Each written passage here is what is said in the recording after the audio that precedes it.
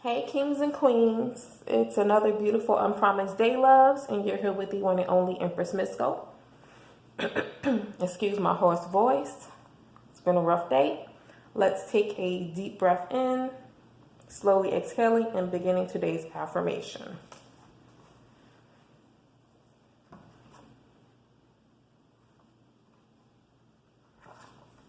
And today I wanted to touch on the topic of how to cope with, how to deal with loving someone who does not love you back or does not love you back properly. So let's jump into the topic. Excuse me. Oh, Jesus, I need some tea or something. This voice is really hoarse. Excuse me, bear with me. People do what they do based on basically how they were taught, whatever programming they were programmed with as far as their upbringing. That's how they handle situations and relationships going forward in their adult life. Whether that was good programming or bad programming, it's up to us once we become adults to actually fix and repair those issues that stem from our childhood.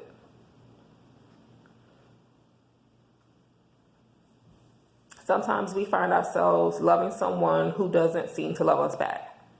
Unfortunately, sometimes it stems from how they were taught to love, even if it was improperly. We will question ourselves, is it something I did wrong? Do I not deserve to be loved? Can I do more? Now we have taken someone not loving us back or not loving us back properly as if something about us has to be damaged. When in fact, that person may not have been loved properly from their family, their mother, their father, their siblings. So that's why they lack the understanding, lack the grasp of concept of how to love someone else properly back. I've seen people buy things to keep someone around or to get time, but you can't buy love. You can buy affection, but you can't buy love. Circumstances can't create love. Circumstances can create bondage instead of bonds. Within a relationship, circumstances can create complacency instead of growth. Love is never and never can be based on circumstances or materialistic things. That has nothing to do with love. But nowadays I see a lot of people wrap, their mind around that's what love is. If this person is paying this part of the bills, they love me. If this person buys me these shoes or buys me this bracelet, they love me. And that's not necessarily the case. Again, if you were never taught how to properly love and you do not go within to fix and heal that, you will carry that onto whatever relationship you experience throughout your life. The first step is to understand and accept it's not your fault. The second step is to allow yourself to resonate within your heart and soul, regardless of who it is, that it's not personal. It's who they are. It's not always about you.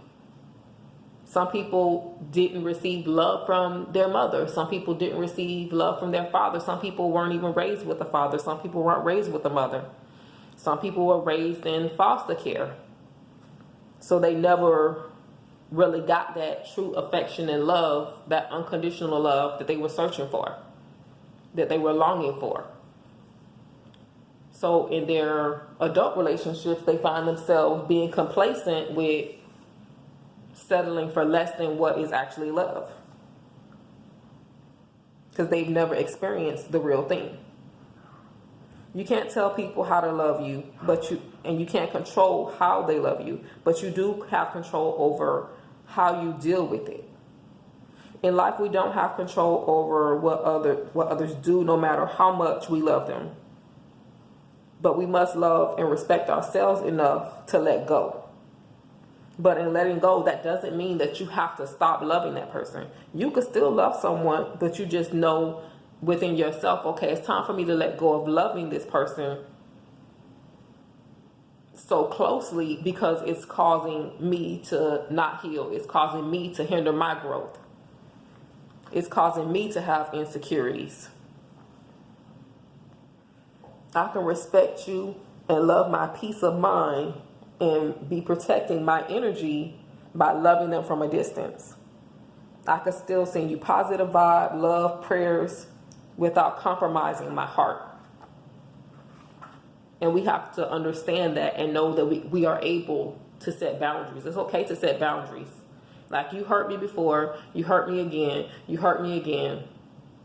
At some point, I can't continue to say I'm a victim if I continue to put myself in circumstances that I know are toxic, or if I continue to deal with somebody that I know is broken or damaged and they're not trying to repair themselves. So all they're going to do is deflect what's within them and project it out towards me.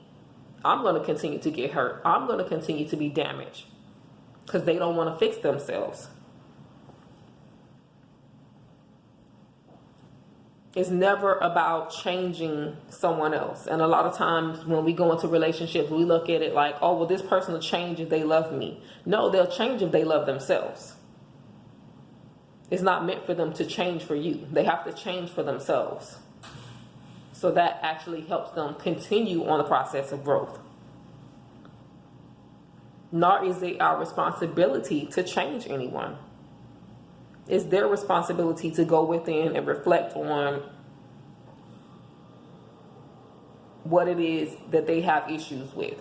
Whether it stems from childhood, whether it stems from insecurities, whether it stems from failed relationships, abusive relationships, toxic relationships. They might be at a point in their life where they fall complacent to just wanting a relationship so bad that they keep falling for the same traits in different people. That's where we go within and we say, okay, what is it about me? What is it within me that keeps attracting these negative people, these toxic people, these people who aren't able to love properly, these people who are not emotionally available?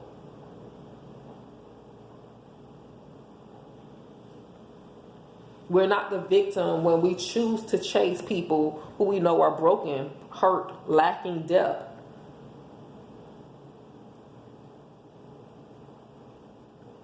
As Maya Angelou has always said, when someone shows you who they are, believe them the first time.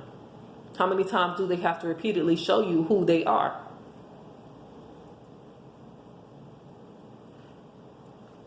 And more importantly, it's not other people's responsibility to fill voids within us. Too many people go into relationships feeling like, okay, well, this person is going to fill me, or this person is my other half or my better half. No, you should come into a relationship whole. You should never come into a relationship placing that burden of your happiness on someone else. You need to come into the relationship happy. And vice versa. They should never place that burden of their happiness on you. If there's a void within your life, that's where you need to take the time to go within and seek God. It's not others' responsibility to fix you, nor is it ours to fix them.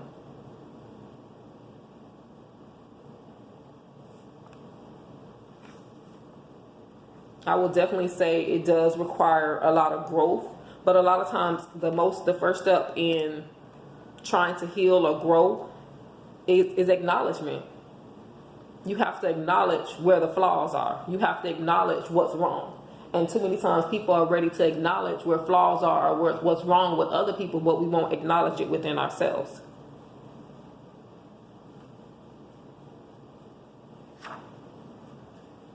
And that's an issue. That's a problem. You can't look for something in others that you first haven't instilled in yourself.